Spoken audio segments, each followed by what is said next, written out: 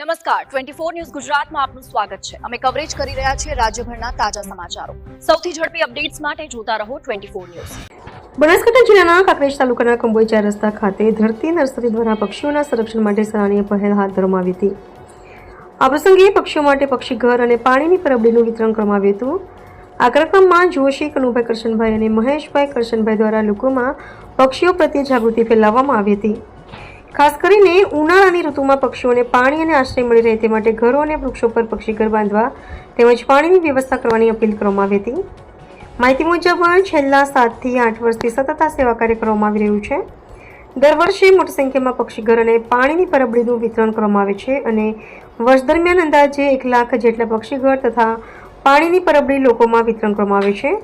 અનોખી પહેલને સ્થાનિક લોકો દ્વારા પણ વખાણવામાં આવી હતી અને પક્ષીઓના સંરક્ષણ માટે પ્રકારની સેવાકીય કાર્યને આવકારવામાં આવ્યો હતો। રિપોર્ટર ડીકે નાઈ, કાંકરેજ। પક્ષીઓના ઘર એટલે ચકલીઓનું અત્યારે આપણે જોઈએ છે ને તો દિવસે દિવસે લુપ્ત થતી જાય છે। તો આ 7 થી 8 વર્ષથી મને મગજમાં આવ્યું એટલેથી હું ચકલીઓના માળાનું વિતરણ હર વર્ષે હું 8 વર્ષથી ચાલુ કર્યું છે। હર વર્ષે 5 થી 6 હજાર માળા અને પરબડી લાવું છું અને નર્સરીના અંદર પણ વિતરણ કરું છું લોકોને વિનામૂલ્ય।